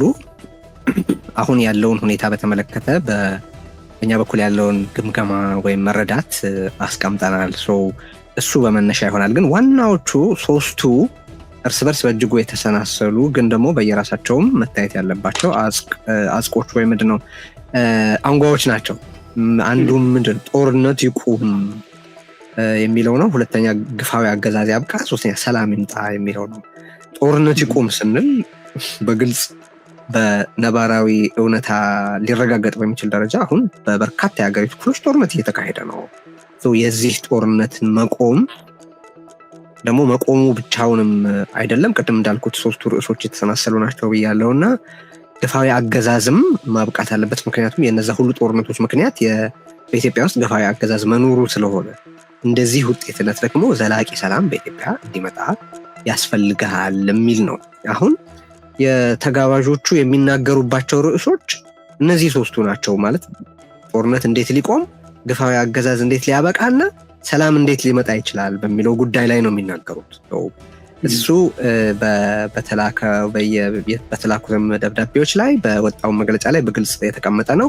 ከዛ በተረፈ ግን እኛ መፍትሄ ነው የምንለውን እናቀርባለን ካሉ ይችላሉ። ማለት እኛ ይሄን ይናገሩ ይሄን አይናገሩ አንልም ማለት ነው። ግን እነዚህ አንኳር የሆኑት ጉዳዮች ግን እነሱ ናቸው። ጦርነት እንዴት ሊቆም እንደሚችል፣ አገዛዝነት እንዴት ሊያበቃ እንደሚችል እና ሰላም እንዴት ሊመጣ እንደሚችል፣ ዘላቂ ሰላም እንዴት ሊመጣ እንደሚችል ያላቸውን ሐሳብ ሰልፉ ላይ በመይነበረብ ሰልፉ ላይ ለሚታደሙ በመቶ ሺዎች ለሚቆጠር ህብረተሰብ መልእክት እንዲያስተላልፉ ነው፣ እንዲናገሩ ነው። እሱ አንዱ ነው። ሁለተኛ ቅድም ያነሳቸው ነገሮች አሁን ባለንበት የህልውና አደጋ ምክንያት ሪሊ ወደኋላ ተገፍተዋል። የፖለቲካ ተዋስኦውን እኮ ብታየው አሁን ስለ ውክልና የሚነሳ ጥያቄ፣ ስለ መብቱ ስለ ዲሞክራሲያዊ መብቶች የሚነሱ ጥያቄዎች ከዚህ በፊት በዋና ጉዳይነት በኢትዮጵያ ፖለቲካ የሚነሱ የነበሩ ጥያቄዎች እኮ ወደኋላ ተገፍተዋል። አሁን አንድ ህብረተሰብ እንደ ህብረተሰብ መቀጠል ይችላል ወይስ አይችልም? ሀገሩ እንደ ሀገር መቀጠል ይችላል ወይስ አይችልም ወደሚል ጥያቄ ተሻግሯል። አሁን የህልውና አደጋን በትክክል የተገነዘበ ማንም ሰው ለመኖር እንኳን ከአገር ተጋሪዎቹ ጋር መተባበርን ይቅርና ማናቸውንም ሌላ ቅጠል ይዞ ራሱም ህብረተሰቡ የሚተርፍበትን ሁኔታ መፈለግ አለበት ብዬ አስባለሁ። ምክንያቱም ህልውና ኔሴሲቲ ነው አይደለም? በስቴት ኦፍ ኔሴሲቲ ውስጥ አለን። በዚህ የኔሴሲቲ ህግ ውስጥ አብዛኛዎቹ ህግጋት በህልውና ህግ ይሻራል። የህልውና ህግ ከሚጠይቃቸው ነገሮች አንዱ ኢንፋክት ይሄ በሲቪል ፖለቲካል ዲስኮርስ ውስጥ መኖር ያለበት ነገር ነው። መቀባበል በኢትዮጵያ ፖለቲካ ውስጥ በነበረው አጥር የጥላቻና የፖለቲካ ባህል ኋላ ቀርነት ምክንያት ግን ኦልሞስት ወደ አለመቻል የቀረቡ ነገሮች ነበሩ። የማይቻሉ ይመስሉ የነበሩት ነገሮች ግን በህልውና አጀንዳ ምክንያት የሚቻሉ መሆን አለባቸው እያለ ነው። ደግሞ ይቻላሉ ብለን እናምናለን። ምክንያቱም ቀደም ሲል እንዳልኩት በሌላ የፖለቲካ አውድ ቢሆን ኖሮ እነዚህ ነገሮች የየዕለት የፖለቲካ ሞደስ ኦፐራንዲ መሆን ይገባቸው የነበሩ ናቸው። መነጋገር፣ መስጠት፣ መቀበል፣ መደራደር እና መፍትሄ ማምጣት የመሳሰሉት ነገሮች ማለት ነው። ስለዚህ ተናጋሪዎቹ እነዚህን ሶስት ጉዳዮች ላይ በእነሱ በኩል ያሉትን መልእክቶች ለሰልፈኛው እንዲያስተላልፉ ነው የሚደረገው። ደግሞ መቀጠል ይችላል። ለደሱ ጨምሯል መስለኝ። ምንድነው እንዲናገሩ የምትፈልጉት ብለህ ነበር የጠየቀው። አይ እኛ እሱን አንወስንም። እኛ የምንፈልገውን እንዲናገሩልን ከፈለግንማ ያው ብልጽግና ሆነናል ማለት ነው።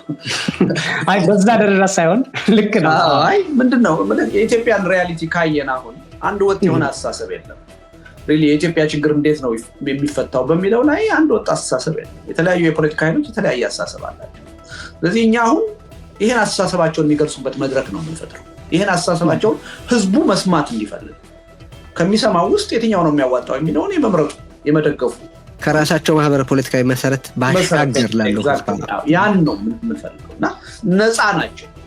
አሁን ያለው የኢትዮጵያ ችግር ሊፈታ የሚችለው ማለትም ጦርነት ቆሞ አገዛዝ ተወግዶ በዘላቂ ሰላም በኢትዮጵያ ሊመጣ የሚችለው በዚህ መንገድ ነው ብለው የራሳቸውን አማራጭ ነው የሚያቀርቡት።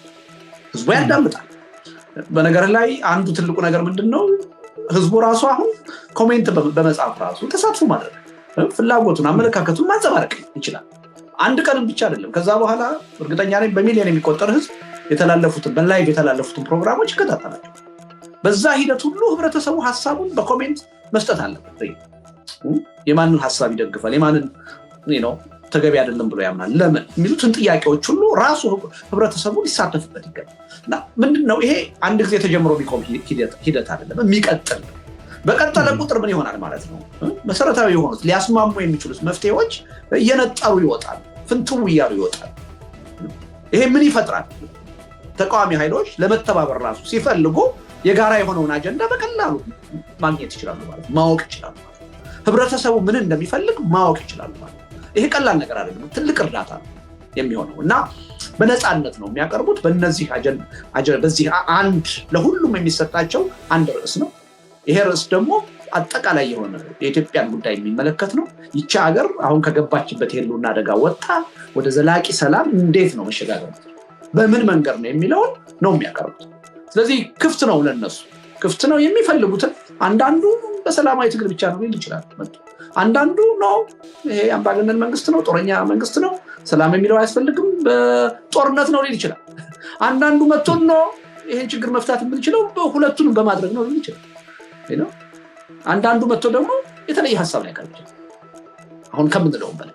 ስለዚህ ያን የማዳመጥና የመቀበል ጉዳይ የህዝቡ ነው የሚሆነው። የጉዳዩ ባለቤት ዋናው ህዝቡ ነው። ስለዚህ በዚህ ነገር ክፍት ነው የኛ መድረክ እንጂ እኛ የምናስበውን ነገር እንዲናገሩልን ወይም እኛ የምንደገፈውን አይነት የፖለቲካ አመለካከት እንዲያንጸባርቁልን አይደለም የምንፈልገው። እኔ የራሴ አመለካከት አለ፣ ቴዲ የራሱ አመለካከት አለ።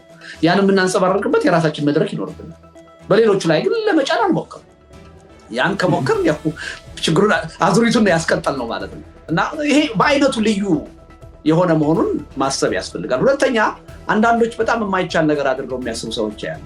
በነገራችን ላይ አሁን እኮ ሶስተኛችን ነው አይደለ ቴዲ ይሄን መድረክ ስናደርግ። የአሁኑ ለየት የሚለው ምንድነው ህብረተሰቡን በሚያሳትፍ የራሊ አይነት መልክ ስለሚኖረው ነው እንጂ ከአሁን ቀደም እኮ 26 የፖለቲካ ሰዎች እና በኢትዮጵያ ፖለቲካ አክቲቭ የሆኑ ሰዎችን እኮ ጋብዘን አነጋግረናል።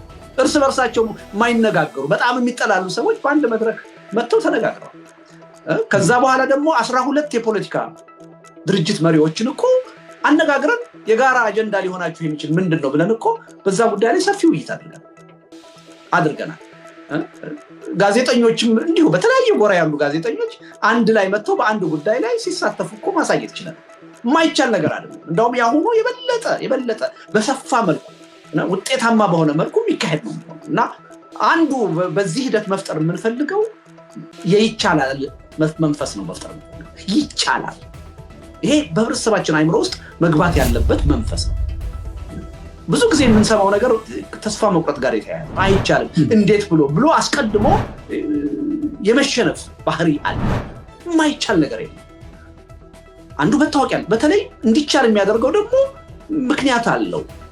ኢትዮጵያ ውስጥ ህዝብ ትግል ለማድረግ በተለይ አሁን ሰላማዊ ትግል ለማድረግ ህዝባዊ እምቢተኝነት ለማምጣት እኔ ልወራረድ ይችላል። በመላው ዓለም ካለው አገር በላይ ተጨባጭ የሆነ የተቃውሞ አጀንዳ ያለው አሁን ኢትዮጵያ ውስጥ ዘርዝረን ልንጨርሰው አንችልም። ህዝቡ ወጥቶ በመንግስት ላይ እንዲቆጣ ትግል እንዲያካሄድ የሚያስችሉ ከበቂ በላይ የሆኑ አጀንዳዎች ናቸው፣ ብሶቶች ናቸው። እኔ ማንንም ሀገር አለ ብዬ አላምንም በዚህ ደረጃ። ስለዚህ ይሄን ግምት ውስጥ ማስገባት ያስፈልጋል። እና አሁን የሐኪም ወንድሞቻችንን ችግር አይደለም ምንም ጥርጥር የለውም ለኔ ጀግናዎች ናቸው። ሁሉም ኃላፊነቱን መወጣት አቅቶት ለራሱ መብት መቆም አቅቶት መፍትሄ ውጤት ከሌላ እየጠበቀ ባለበት ሰዓት ነው እነዚህ ሰዎች መጥተው ለመብታቸው የፈለግከውን ታደርጋለህ እንጂ መብቴን ጠይቃለሁ ብለው ይወጡ። ይሄ ትልቅ አርአያነት ነው፣ ጀግንነት ነው። በእውነት ሁሉም ሊማርበት የሚገባ ጉዳይ ነው። ግን አሁን ባለው የኢትዮጵያ ተጨባጭ ሁኔታ ደግሞ የአንድ ሙያ ሰዎች የደሞዝ ጥያቄ ስላቀረቡ ሌሎችም በዛው መንገድ ቢከተሉ መፍትሄ ይመጣል ማለት አይደለም። የኢትዮጵያ ጉዳይ አሁን ከደሞዝ በላይ የህልውና ሆኗል። ኦኬ ህልውና ሆኗልና ዛሬ መብላት መጠጣት ስላለበት የደሞዝ ጥያቄ አታንሳ ልንለው አንችልም። መኖር አለበት ወደድም ተጠላ፣ ልጆች ያሳድጋል። ይህን ጥያቄ ማንሳቱ ምንም ስህተት የለው። ግን ይሄ ችግር በዘላቂነት ሊፈታ የሚችለው ምን ሲሆን ለዚህ ችግር መምጣት ምክንያት የሆነ ስርዓታዊ ችግር አለ፣ መዋቅራዊ ችግር አለ። ይሄ ካልተፈታ አሁን እኮ መንግስት ብድግ ብሎ ነገር 50% ደሞዝ ጨምር ያለው ቢል እኮ የዛሬ 6 ወር ወይም 1 ዓመት ኢንፍሌሽኑ 100% ጨምር ሰዋት አስቸጋሪ ነገር እና ዋናው ቅድም ለምንድን ነው ችግሩ የአንድ ሙያ ባለቤቶች የአንድ ብሔር የአንድ ህብረተሰብ ክፍል ችግር አይደለም። አሁን ኢትዮጵያ ውስጥ ያለው ችግር የሁላችንም ችግር ነው የሚለው ላይ ጥብቅ የሆነ ጠንካራ የሆነ እምነት ያስፈልጋል። እዚህ ላይ ጠንካራ እምነት ካለን ይሄን ችግር ልንፈታ የምንችለው በሁላችንም ተሳትፎ ነው፣ በሁላችንም ትብብር፣ በሁላችንም እርብር ማለት አለ። አሁን የሐኪም ጉዳይ እኮ የህዝብ ጉዳይ ነው አይደል? አንዳንዱ በጣም የሚያሳዝን ለተፈጠረው ችግር ሆስፒታሎች ለመዘጋታቸው በሽተኞች የሚያክማቸው ሐኪም ለማጣታቸው ሐኪሞችን ተጠያቂ የሚያደርጉ ሰዎች አይ በጣም በሚያሳዝን ሁኔታ ግፍ የደረሰባቸውን በደል የደረሰባቸውን ሰዎች እንደመደገፍ እነዚህ ሐኪሞች ካልበሉ ካልጠጡ ቤት ኪራይ ካልከፈሉ እኔን ማን ያክመኛል? እኔን ማን ያዋልደኛል? ልጄ ሲታመም ማን ያክመዋል? ለነዚህ ሰዎች ኮዝ ወይም ጥያቄ አጋር መሆን አለብኝ፣ አብሬያቸው መሰለፍ አለብኝ እንደማለት። እንዴት በበሽተኛ ትቀልዳላችሁ? በሽተኛን ሪስክ ውስጥ አስገብታችሁ እንዴት ታምጻላችሁ ብሎ እነሱን ይተቻል። ግዙፉ ይሄን ችግር የመፍታት አቅሙ ኃላፊነቱም ያለበት መንግስት ተቀምጦ መንግስትን ትተው የሕክምና ባለሙያዎችን የሚተቹ ሰዎች አሉ። ከዛም አልፎን በወንጀለኝነት የሚከሱ ሰዎች አሉ። አሳፋሪ ነው እና ማወቅ አለብን። እና ዋናው ይሄ አንደኛ ከፖለቲካ ውጭ አይደለም ይሄ ጥያቄ። ማንም ሰው አሁን የደሞዝ ችግር አለብኝ ቢል የቤት ኪራይ ችግር አለብኝ ቢል ከፖለቲካ ጋር ጥብቅ ቁርኝነት ያለው ነው። ጥያቄያችሁ ፖለቲካዊ ነው ሲሏቸው መሸማቀቅ የለባቸውም፣ አይደለም ማለት የለባቸውም። አዎ ፖለቲካዊ ነው ማለት አለባቸው። አዎ ስርዓታዊ ነው መዋቅራዊ ነው ማለት አለ። ከዛ ጋር ተያይዞ ይመጣል። ደሞዝ በመጨመርም ይሄን ችግር መፍታት አይቻልም። የኢትዮጵያ ኢኮኖሚ አሁን በዚህ ከቀጠለ የጦርነት ኢኮኖሚ፣ ሰላም የለም፣ ኢንቨስትመንት የለም፣ ቱሪዝም የለም። በጦርነት ኢኮኖሚ የምንቀጥል ከሆነ ምንም ጥርጥር የለውም ከተወሰነ ጊዜ በኋላ ደሞዛችን የእያንዳንዳችን 100,000 ብር ቢሆን ወረቀት ነው የሚሆነው፣ ትርጉም የለም። ፕሮዳክሽን የለም። የኮንሱመር ኢኮኖሚ ነው በፊትም የነበረው። አሁን ደግሞ በጦርነት የሀገሪቱ ኢኮኖሚ ውስጡን እየተበላ ምን ይሄ መንግስት እኮ ከፈለገ የደሞዝ ጥያቄን ገንዘብ አትሞ እኮ ሊሰጣቸው ግዱ ነው እንደ ይሄ መንግስት። ምንድነው ግን የሚያመጣው? ችግሩን ይፈታዋል? አይፈታውም። ስለዚህ ይሄ የአንድ ባለሙያዎች ችግር ተደርጎ መታየት የሁላችንም ችግር ነው፣ ጊዜ የሚሰጥ አይደለም። ስለዚህ በትብብር መንፈስ አንድ ላይ ቆመን ልናካሄድ የሚገባ ይሄን መንፈስ ነው መፍጠር እየፈለግን ያለው እና እዚህ ላይ ግልጽ ቢሆን ማለት ነው። መልካም ቴዲ፣ በአንድ ጉዳይ በተለይ በዋናነት ምናልባት እናንተንም የሚመለከተን የሚዲያ ዘርፍ ላይ ያለውን ትብብርና የማህበረሰብ አንቂ ወይም ደግሞ የመንግስት አንቂ አሁን ደግሞ ይባላል የህዝብ አጥቂ ብንላቸው ነው መሰለኝ የሚሻለው። እነሱ እንኳን በቅርጽ እነሱ ላይ ብዙ ክርክር የሚካሄድ ቢሆንም ገና ከዚህ ከጅማሯችሁ ጀምሮ ሊመጡ የሚችሉ የግንኙነት መስመሮች አሉ። ምሳሌ ዛሬ እኛ እንዳረግነው አይነት አለ። ከዚህም ባለፈ ሐሳቡ ላይ ክርክሮች ሊካሄዱ ይችላሉ። ግን በአብዛኛው ደግሞ የፖለቲካ ኃይሉም የህዝቡም ሚዛን የሚገፋው በዚህ ኃይል በዚህ የሚዲያና የማህበረሰብ አንቂ በሚባለው ሁለቱ የተለያየ ነው። ስለሆነ እንዴት ነው እሱን ከበር ልታደርጉ የምትችሉት? ስትጋብዟቸውም ጭምር ከፖለቲከኞችም በተለየ ምናልባትም ፕሮግራማችሁ ላይ የራሱ የሆነ ቦታ አላቸው ወይ? መናበቡንስ በዛ መንገድ ለመፍጠር ታስቧል? እሺ አመሰግናለሁ። ቅድም ልደቱ ያነሳው ነገር ላይ የተወሰነ ነገር ለመጨመር ያክል አንዱ በዚህ መድረክ ሪሊ እንዲፈጠር የሚፈልገው ወይ ቢያንስ እንዲጠናከር የምንፈልገው ነገር ሁሉም የችግሬ ምክንያት ምንድን ነው ብሎ ሲል አንዳንዱ የጎንዮሽ ፍልሚያ ውስጥ ይገባል። ኦር ሌላ ሚስፕሌስድ የሆነ የችግር ስርዓት ተናተን በስፋት አለ። ምንም ቢሆን እገሌ ነው በቃ ችግሬ ብሎ አንዴ ከተደመደመ በኋላ ያንን መቀየር ስለሚያሳፍራቸውም ወይ በሌላ መንገድ ስለሚመለከቱትም በዛው የሚቀጥሉ ኃይሎች ይኖራሉ።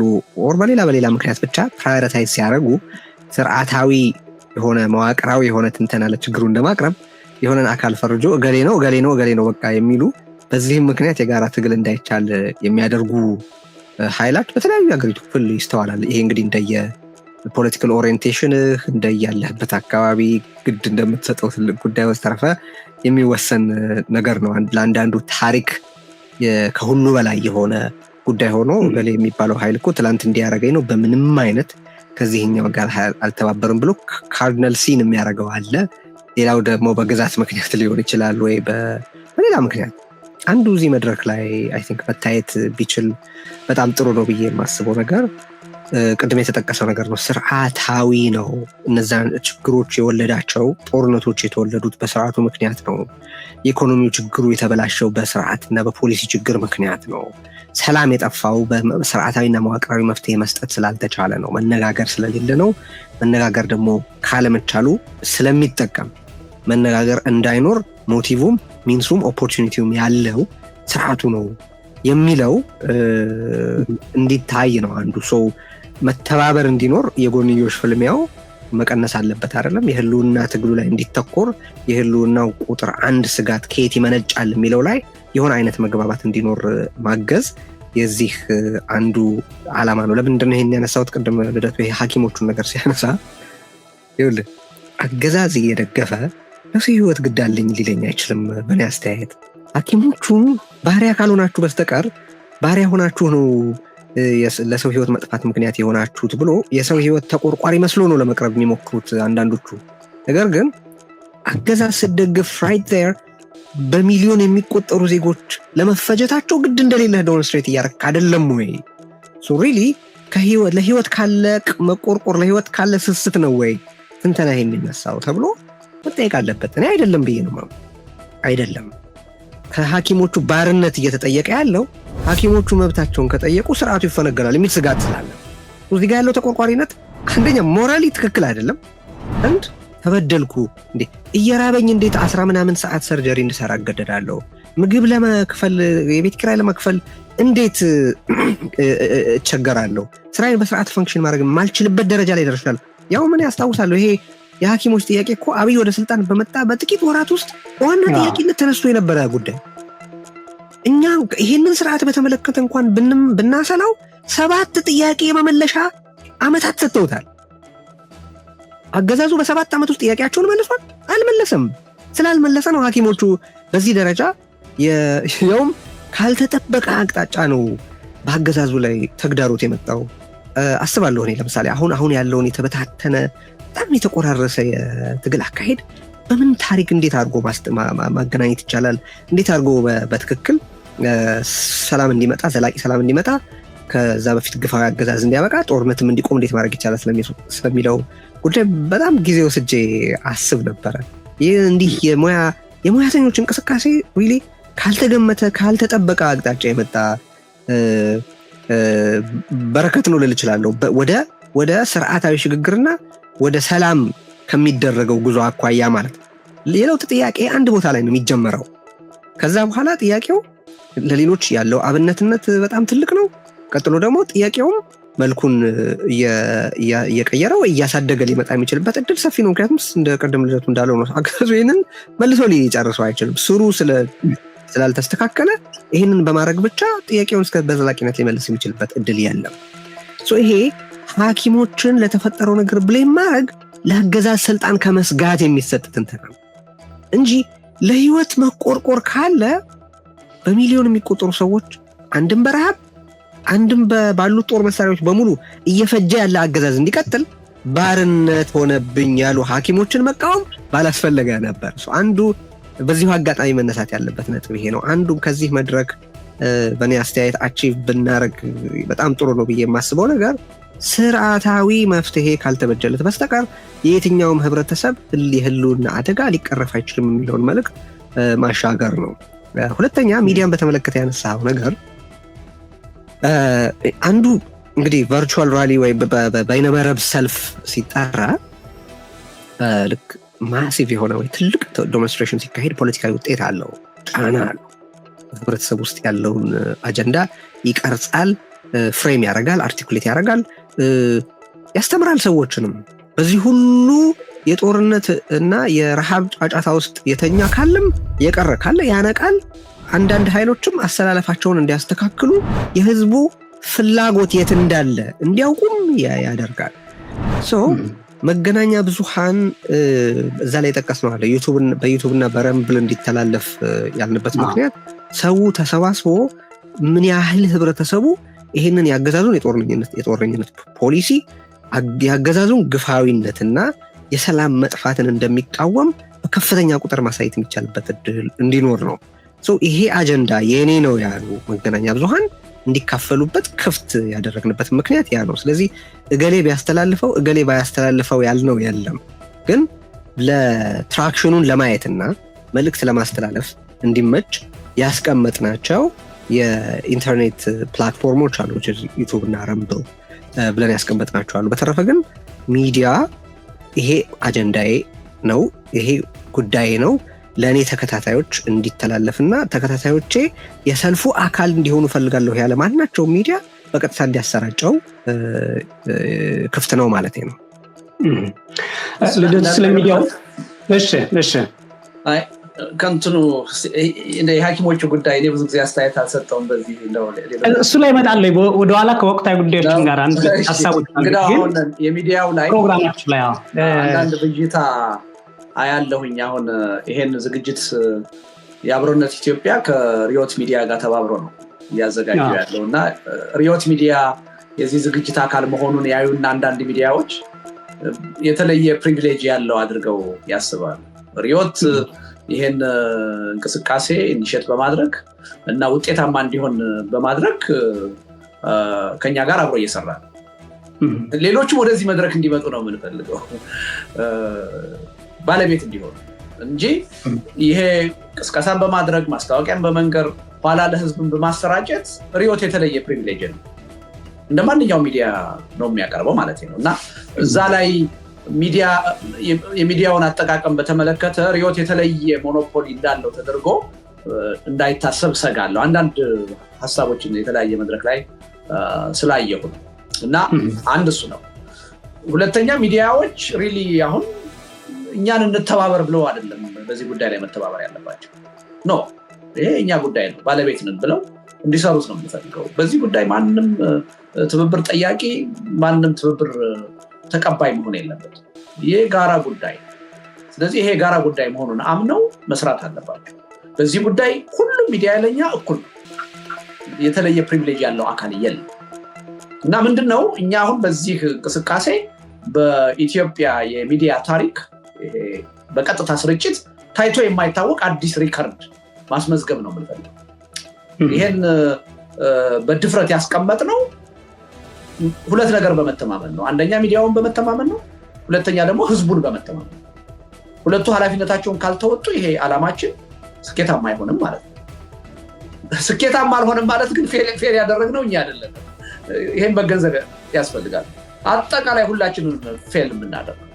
ስለዚህ ለዛ ነው የባለቤትነት ስሜት አድሮብን የሁላችንም አጀንዳ መሆኑን አምነን ተቀብለን መስራት ያለብን። ስለዚህ እኛ በአገር ደረጃ በሚዲያ ታሪክ፣ በኢትዮጵያ ሚዲያ ታሪክ በቀጥታ በላይቭ የተካሄደ ራሊ ሪከርድ ነው ማስቀመጥ የምንፈልገው።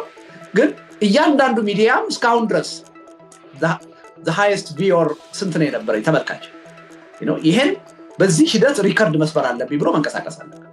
አሁን ለምሳሌ በቃሉ ከአሁን ቀደም highest ያየህ ተመልካች ስንት ነው? በዚህ ሂደት ይሄን ሪከርድ መስበር አለብኝ ብለህ ብትንቀሳቀስ አጠቃላይ ውጤቱን ሰፊ ያደርገዋል፣ ከፍተኛ ያደርገዋል። ስለዚህ ሚዲያዎቹም የተመልካች ብዛትን ያሰፋሉ። በዚህ አጋጣሚ ብዙ ሰብስክራይበር ማግኘት ይችላሉ። የገንዘቡን ምናምን ተወውና እሱ አይደለም ዋናው ጉዳይ። ይሄ ራሊም ደግሞ ይሄ እንቅስቃሴም ደግሞ ያሰበውን ዓላማ ያሳካ። ያ ዓላማ ተሳካ ማለት ማንም አይደለም የሚጠቀመው፣ የኢትዮጵያ ትግልና የኢትዮጵያ ህዝብ ነው የሚጠቀመው።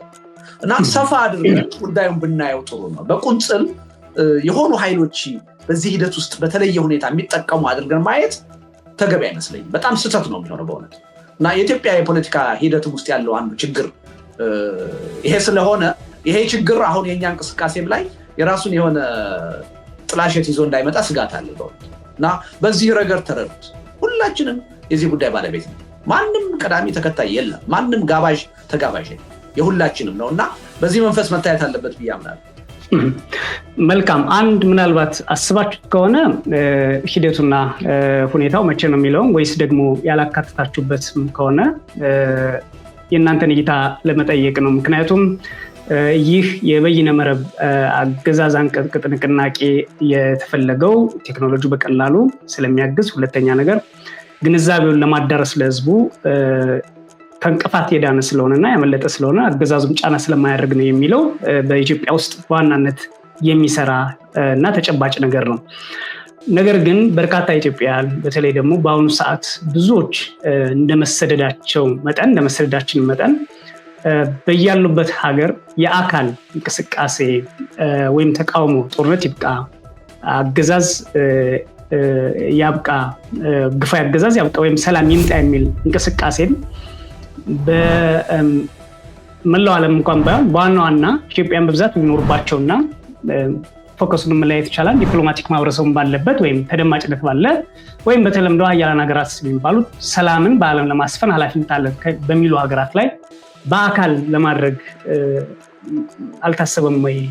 አይቻልምስ ወይ? በተጨማሪነት ምክንያቱም እነዚህ አደባባዮች ባለፉት 7 ወይም 15 ዓመታት ምናልባት ጦርነት እንዲካሄድ የተቀሰቀሰባቸው ናቸው። በተቃራኒው ደግሞ በአንድ ወገን ላይ የሚደርሱ ዘረፈጅ እንቅስቃሴዎችን በአገዛዙና በሆነ ቡድን ተቃውሞ ሲሰማባቸው የነበሩ እንጂ ኢትዮጵያ ውስጥ ያለ ጦርነት ይቁም የሚል ድምፆች በአደባባይ የተሰሙባቸው ስላሉ ይህን ለመጠቀም አላሰባቸውም ወይ? ከሁለት አንዳቸው ማለት ትችላላችሁ።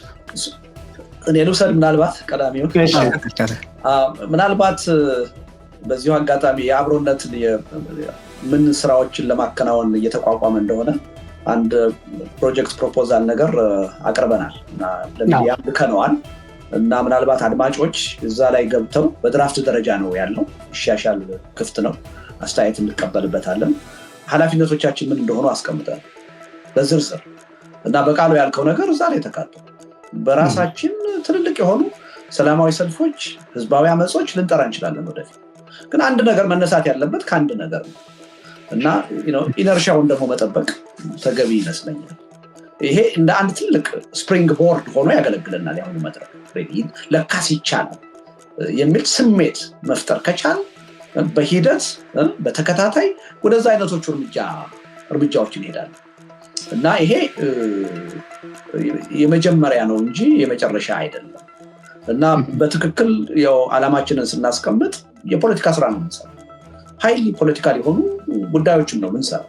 ፖለቲካ ድርጅት ባንሆንም ማለት ነው። ይሄ መታወቅ አለበት። ስለዚህ ነገ ከነገ ወዲያ በዲያስፖራም በአገር ቤትም ትልልቅ ሰላማዊ ሰልፎችን ልንጠራ እንችላለን። ሌሎች ተቃዋሚዎች ተባብረው እንደዛ አይነቶቹን መድረኮች ሊፈጥሩ የሚችሉበትን ሁኔታ ልናመቻች እንችላለን እና የሚገድበን ነገር የለም ማለት ነው። እኛ ጦርነት አናካሂድም፣ በራሳችን ለፖለቲካ ስልጣን አንወዳደርም። ከዛ ውጭ ግን የህዝቡ ትግል ተጠናክሮ ለአሸናፊነት እንዲበቃ ማድረግ የምንችለውን ነገር ሁሉ ያለ ገደብ ነው የምናደርገው እና ይሄ መታወቅ አለበት ማለት ነው።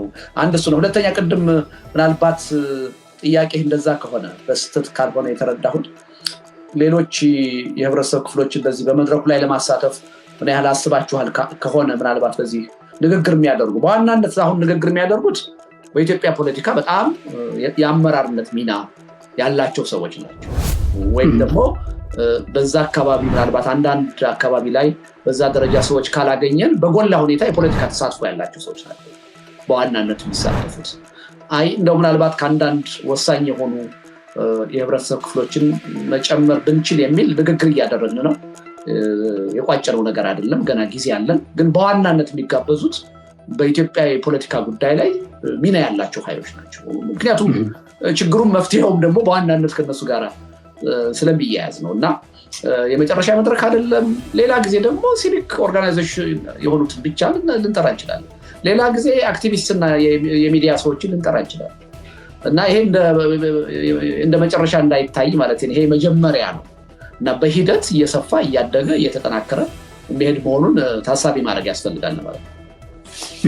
ጥቂት ሀሳቦች ላክል እዚህ ላይ በቃሉ። እሺ፣ አንዱ ልደቱ ያነሳቸውን አልደግማቸውም፣ እዛ ላይ ነው መጨመር የምፈልገውና በአካል ተገናኝቶ ሰልፍ ስለማካሄድ የሚነሳ ጥያቄ አለ። አይ ቲንክ በኢትዮጵያ የፖለቲካ ተዋጽኦ ውስጥ በጣም በብዙ መልኩ ሲንጸባረቁ ማያቸው ሁለት ብቻ አይደሉም፣ ግን ቢያንስ ዛሬ ባነሳቸው ለዚህ ውይይት ረባላቸው ብዬ የማስባቸው ሁለት ነገሮች አሉ። አንዱ አንድ ነገር በአንድ መንገድ ብቻ ነው ትክክል የሚል አስተያየት ያለው። ለምሳሌ ቨርቹዋል ራሊ ይደረግ ወይ በይነመረብ ሰልፍ ይደረግ ሲባል በአካል መገድመድ መሆኑ አይሻልም ወይ እና በአካል የሚካሄደውን እንደሚያዳክም ተደርጎ ሲቀርብ አያለው። ሰላማዊ ትግል እኮ አዋጭ ነው ስትል የትጥቅ ትግሉን ለመቃወም ነው ወይ ተብሎ ሲባል አያለው። የሆነ ብሔረሰብ እኮ ተበድሏል ስትል እንትና አልተበደለም ለማለት ፈልገህ ነው ወይ ሲባል አያለው። እና አንድ ነገር እኮ ተደርጓል ማለት ሌላኛውን ይተካዋል ማለት አይደለም። የግድ መተካካት ማለት አንዱ አንዱን ይተካል ማለት እኮ አይደለም። ማለት ይሄኛው በገዛ በራሱ አውድ በራሱ መንገድ ይደረጋል ማለት እኮ ያኛው እንዳይካሄድ ህግ ማለት ድንጋጌ ተቀምጧል ወይም አቅጣጫ ተመላክቷል ማለት አይደለም። ያኛውን ይሸረሽራል ተብሎ እንዴት እየታሰበ እንዳለ ለመረዳት በጣም እቸገራለሁና ነው አንድ። ሁለተኛ ደግሞ ሁለተኛ ችግር ምንድን ነው? ከሁኔታዎች ጋር አብሮ ዴሊቨሪን አፕዴት ያለማድረግ፣ መልእክትህን የምታስተላልፍበት መንገድ፣ ፖለቲካን የምትሰራበትን መንገድ መልቀቅ የሌሉብህ መርሆችና እሴቶች አሉ። እነሱ ላይ ከቆምክ ነው የምትለውን ልትል የምትችለው ብዬ አምናለሁ። በእኔ አስተያየት በእሴትና በመርህ በጣም አምናለሁ። ነገር ግን ስታቀርብ ጊዜ የሚሰጥህን እድል፣ ሁኔታ የሚሰጥህን እድል አውቀህና ተጠቅመህ ካላቀረብከው ኦብሶሌት ነው የምትሆነው። አሁን ይሄ ቴክኖሎጂው ከዚህ የዛሬ 15 ዓመት አይቻል የነበረን ነገር የሚቻል አድርጓል። የዛሬ 15 ዓመት ይካሄድ በነበረ ሰልፍ ላይ ባለፉት 15 ዓመታት የተካሄዱትን የፖለቲካ፣ የቴክኖሎጂ፣ የኢኮኖሚ፣ የነባራዊ ሁኔታ ለውጦች እያካተትክ ለመሄድ ፈቃደኛ ካልሆንክ ተጨካኝ ነህ ማለት ነው። ያለውን ሁኔታ ይሄንንም አሁንም የፖለቲካ ፓርቲዎች አቋም ላይ፣ የግለሰቦች አቋም ላይ፣ የትርክት አበያየን ላይ፣ የችግር አተናተን ላይ ሁሉ የምመለከተው ነገር ነው። ሁኔታ ሲመጣ መርህንና እሴትህን ኮዝህን ሳትለቅ ግን ለመስጠት ለመቀበል ከሁኔታዎች ጋር አዳፕት ለማድረግ ያለመቻል ችግር ያለው። በአንጻሩ ደግሞ በተቃራኒው ምንም መርህና እሴት ሳይኖራቸው እያንዳንዱ ንፋስ በመጣ ቁጥር ከዛ ጋር የሚወሰዱበትን ሂደት ምንድነው መማር እንደገና መማር ምናምን እያሉ የሚሉ ሰዎች አሉ። እሱ ማለት አይደለም። ግን እሱ ሌላ ታሪክ ነው። እሱ እኔ እያልኩ ያለሁት ግን ጊዜ የሚሰጥህን በረከት ተጠቅመህ ለትግል ለምትፈልገው ግብ መጠቀም መቻል ነው አይ ቲንክ አንዱ የሚጠበቀው ነገር። አሁን ይሄ ሁኔታ የበይነ መረብ ሰልፍ ተጠርቷል አይደለም? እውነቱን እንነጋገር። አገዛዙ አንዱ ተሳክቶለታል ብዬ ቀደም ሲል የጠቀስኩት ነገር ምንድን ነው?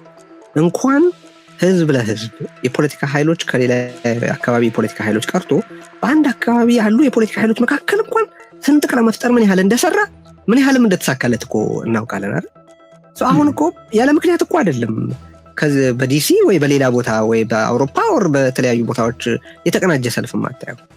ምክንያቱም ያንን ሰልፍ ይጠሩ ያካሄዱ የነበሩት አካላት ከዛ በፊት የነበረ መሰባሰባቸው ምንድን ነበር ምናምን ሌላ ነገር ነው። ግን በስርዓቱ የገዛውን ገዝቶ ያስገበረውን አስገብሮ ያገለለውን አግልሎ በውጭ የሚካሄዱ የፖለቲካ ተቃውሞ እንቅስቃሴዎችን ስላዳከመ ነው።